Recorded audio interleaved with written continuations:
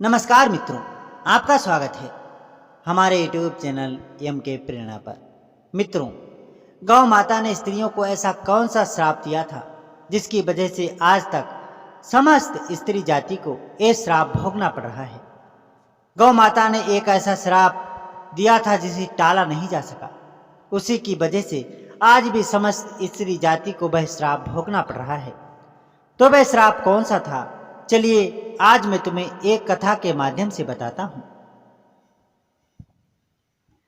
दोस्तों, एक समय की बात है जब भगवान श्री कृष्ण अपने सिंहासन पर विराजमान थे। तब उनके पास देवी रुक्मिणी जाती है और कहती है, हे प्रभु, मुझसे आज मेरी एक दासी ने पूछा कि पहले स्त्रियों के बच्चे होते थे तो वे पैदा होते ही चलने लगते थे, परंतु अब ऐसा नहीं है। ये क्यों? प्रभु, मुझे इस प्रश्न का उत्तर ज्ञात नहीं था, इसलिए मैं आपके पास आई हूं। कृपया करके मुझे इस प्रश्न का उत्तर बताएं। तब श्री कृष्ण कहते हैं, हे रुक्मिणी, तुम्हारा ये प्रश्न समस्त स्त्री जाति के लिए अत्यंत महत्वपूर्ण है। अगर तुम इस प्रश्न के उत्तर को जानना चाहती हो तो ठीक है, मैं तुम्हें एक कथा सुनाता हूँ। तुमको इस कथा के माध्यम से पता चल जाएगा कि इसकी क्या वजह है।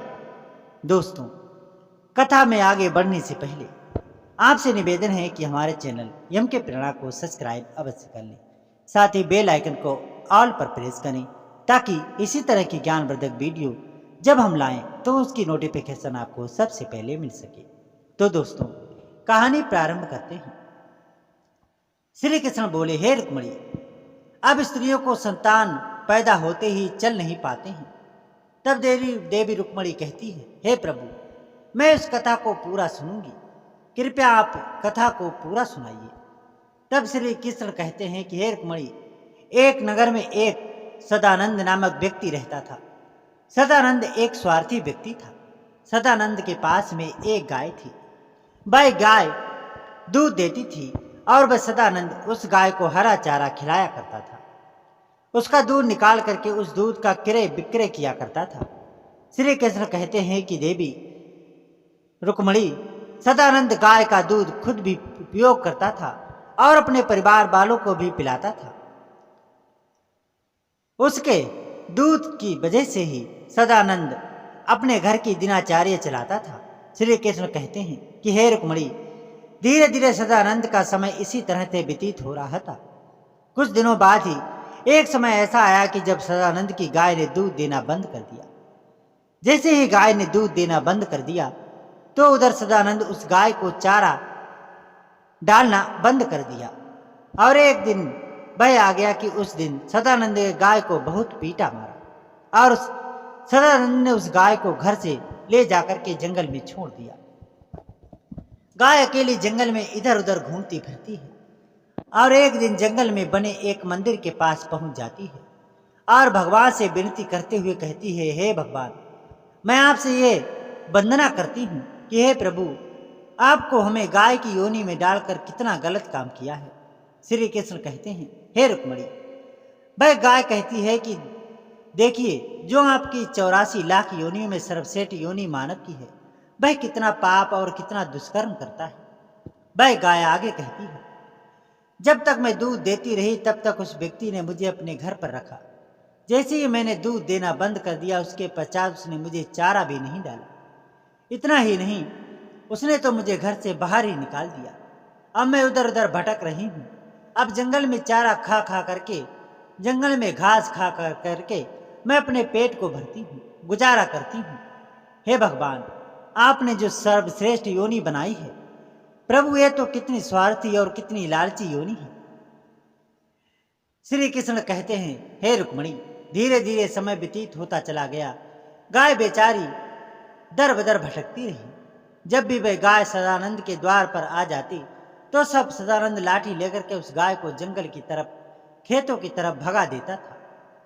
श्री कृष्ण कहते हैं कि हे रुक्मिणी, धीरे धीरे जब वह गाय एक दिन गर्भवती हो जाती है तो अब जैसे ही 3-4 महीने का गर्भ ठहरा हुआ था तो उसी जंगल में एक स्त्री गुजर रही थी। उस स्त्री ने जैसे उस गाय को देखा तो उसके मन में सोचा कि ये गाय तो गर्भवती है।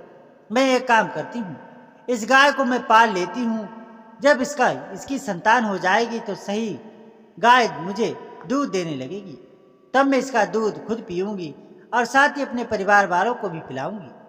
श्री कृष्ण कहते हैं कि हे रुक्मणी, वह स्त्री आगे कहती है कि इस गाय का दूध खूब क्रय विक्रय करूंगी। लेकिन जैसे ही वह स्त्री उस गाय को पकड़ने के लिए अपने पति को बुला लाने के लिए जाती है और जब तक उसका पति वहां पर आता है तब तक वह गाय वहां से चली जाती है।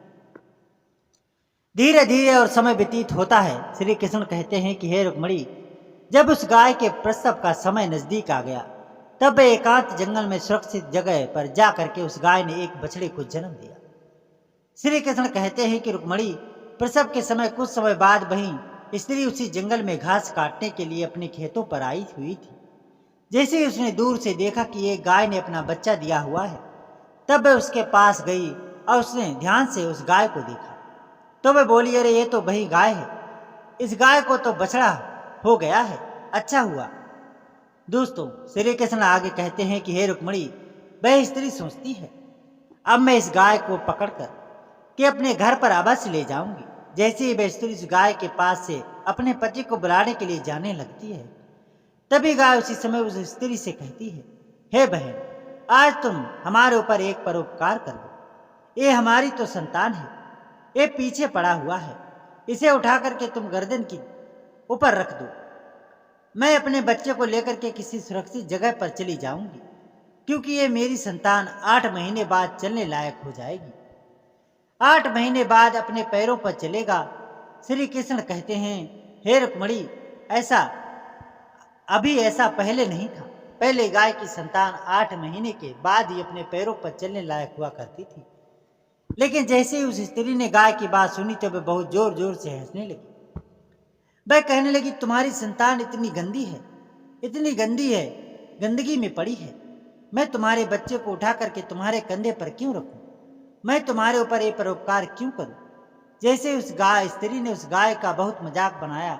उस समय गाय बेचारी असहाय थी, वह अपने बच्चों को उठा नहीं सकती थी। श्री कृष्ण कहते हैं कि हे रुक्मणी, उसी समय दुखी होकर के गाय ने श्राप दे दिया। उसने श्राप देते हुए कहा कि जाओ, आज तुम्हारी संतान जन्म लेने के बाद तुरंत चलने लगती है, लेकिन आज मैं श्राप देती हूँ कि तुम्हारी संतान जन्म लेने के 8 महीने बाद ही अपने पैरों पर चलने लायक होगी। और जो ये मेरी संतान आज चल नहीं पा रही है और ये आज के बाद पैदा होते ही बहुत जल्द अपने पैरों पर चलने लायक हो जाया करेगी। श्री कृष्ण कहते हैं, हे रुक्मणी, इसी श्राप के कारण महिलाओं की संतान अपने पैरों पर पैदा होते ही नहीं चल पाती, क्योंकि गाय माता ने समस्त स्त्री जाति को श्राप दिया है। परंतु गाय माता ने जो संतान होती है वह तुरंत चलने लायक हो जाती है। अब श्री कृष्ण आगे कहते हैं कि हे देवी रुक्मणी, अब तो आपको पता चल ही गया होगा कि आखिर किस कारण से स्त्री की संतान पैदा होते ही नहीं चल सकती है। वह कौन सा श्राप है जो गाय ने स्त्री को दिया था। तब देवी रुक्मणी कहती हैं कि हे प्रभु, अब मुझे मेरे प्रश्न का उत्तर मिल गया है। इस प्रश्न का उत्तर बताने के लिए आपका कोटि कोटि धन्यवाद। मित्रों, कहा जाता है कि सतयुग में जिस समय सुखदेव जी पैदा हुए थे तो सुखदेव पैदा होने के तुरंत बाद ही अपने पैरों पर चलने लगे थे, और वेद व्यास भी जन्म लेने के तुरंत बाद ही अपने पैरों पर चलने लगे थे।